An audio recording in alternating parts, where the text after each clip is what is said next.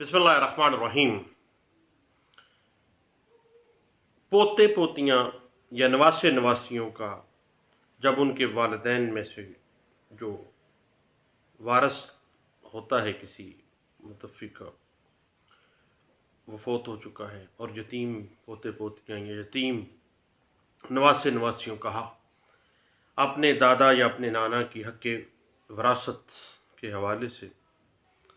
Muslim family law ordinance 1961 section 4 यानी उन यतीम बच्चों को दादा दादी नाना नानी की मलकियत में वरासत का हक़ दिया गया है जिनके वालिद या वालिदा उनके दादा दादी या नाना नानी की ज़िंदगी में फौत हो चुके हैं। बच्चों को इतना हिस्सा मिलता है जितना कि अगर उनके वालिदैन बसूरत हयात वो हक़ वरासत वसूल करते हैं। फिर उस मिलने वाली वरासत की तकसीम बच्चों में बिल्कुल उस तरीके से होती है जैसे कि उनके वालिदैन के इंतकाल के बाद होनी थी। आपस में भी डिवीजन उसी तरह से होगी।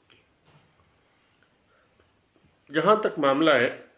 ले पालक अडॉप्टेड चाइल्ड का, तो ले पालक बच्चे अडॉप्टेड चाइल्ड जो होते हैं वो कभी भी किसी के वारिस नहीं होते, आपको पता है। लेकिन ले पालिक जो बच्चे हैं उनके हक़ में अगर बज़रिया वसीयत कोई जायदाद हिबा कर दी जाए तो वो हकदार बन जाते हैं, वारिस नहीं बनते हैं। हम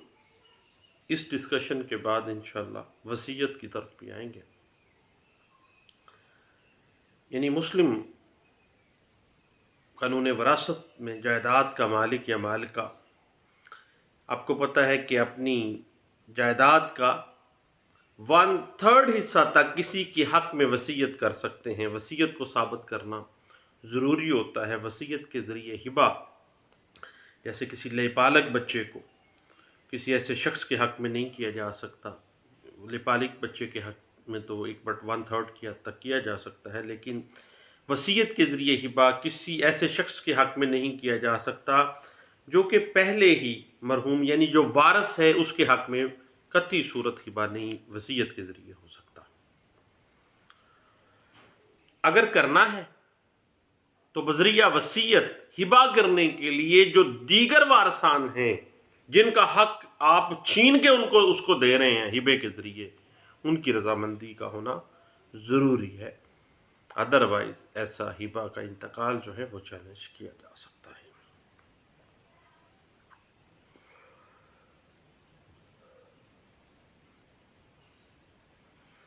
इस बात की interpretation 2005 CLC Lahore high court page 1160 में की गई। अब कभी भी जो पोते पोतियां हैं या नवासे नवासियां हैं वो बिल्कुल उसी तरह ही वारिस होंगे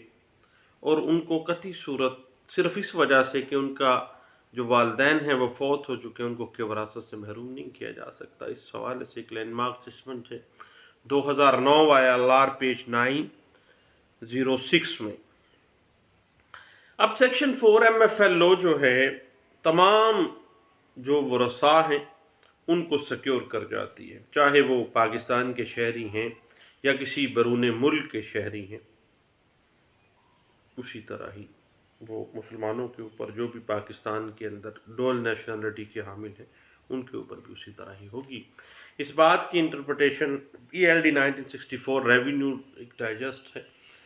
पेज 94 में इस बात को इंटरप्रेट किया गया,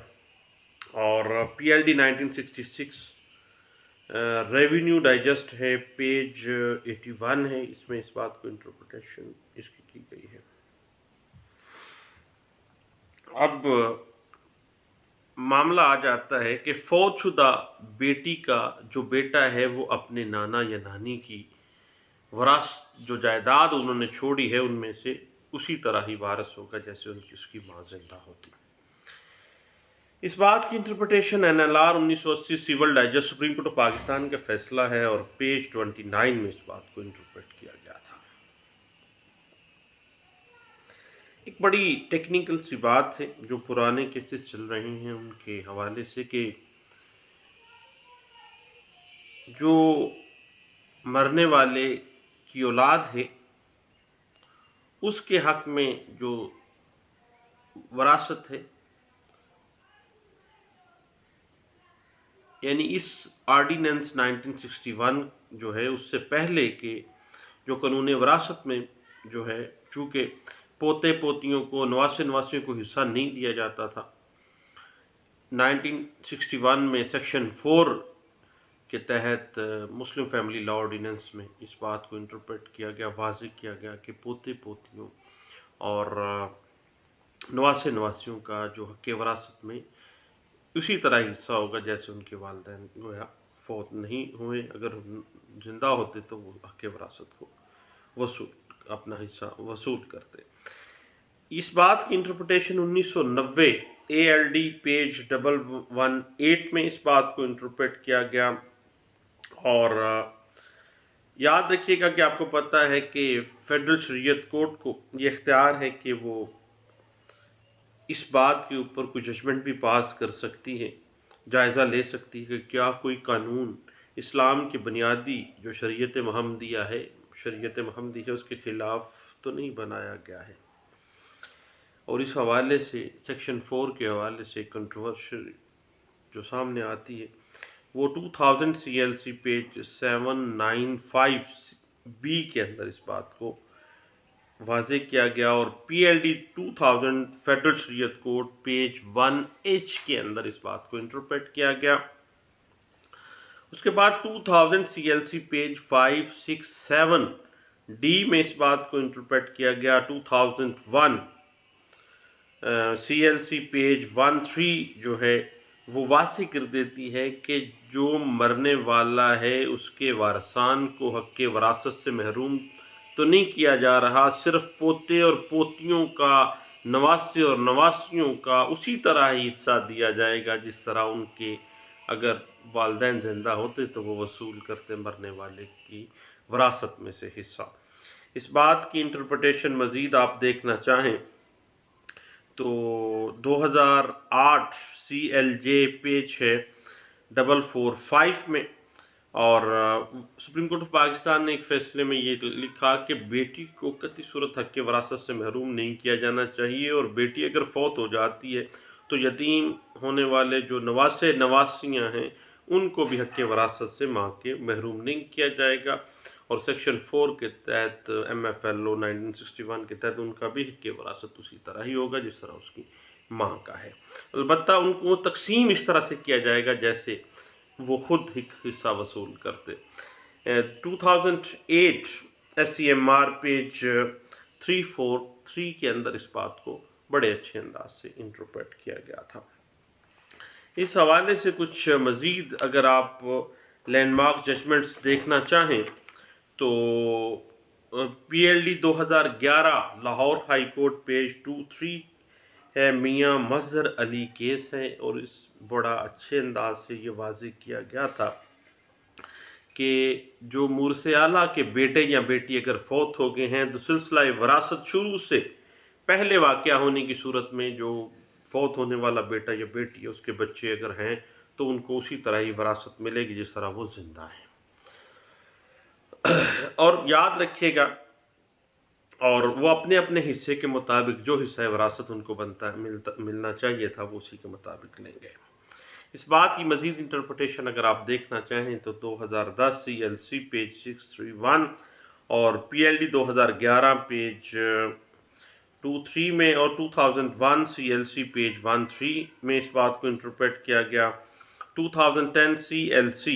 پیج 631 میں اس بات کو انٹرپریٹ کیا گیا۔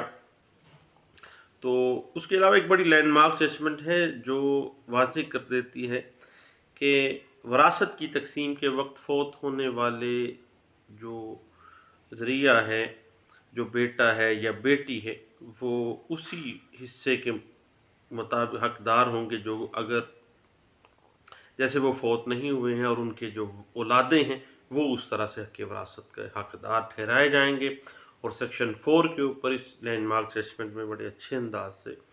روشنی ڈالی گئی تھی، اور یہ بات انٹرپریٹ ہے 2010 CLC پیج 610 میں اس بات کو انٹرپریٹ کیا گیا تھا، اور اس کے علاوہ 2008 YLR پیج 854 میں، اور 2006 MLD page 286 Lahore high court کی ایک لینڈ مارک ججمنٹ ہے، 2007 MLD پیج 800 میں اس بات کو انٹرپریٹ کیا گیا۔ اس کے بعد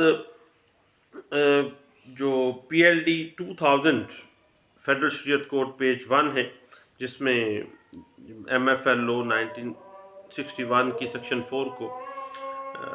غیر اسلامی قرار دیا گیا تھا، لیکن واضح کیا گیا تھا کہ یہ واقعی انصاف کے تقاضوں کے مطابق ہی یہ معاملات کیا جانا چاہیے، اور پوتے اور پوتی یتیم ہو گئے ہیں، جو نواسی جو یتیم ہو گئے ہیں ان کو حصہ ملنا چاہیے۔ اس بات کی انٹرپریٹیشن 2005 CLC پیج 1240 میں کی گئی تھی، پشاور ہائی کورٹ کی لینڈ مارک ججمنٹ ہے۔ دعاؤں میں یاد رکھیے گا، اس پہ مزید انشاءاللہ گپ شپ جاری رہے گی۔ تھینک یو، اللہ حافظ۔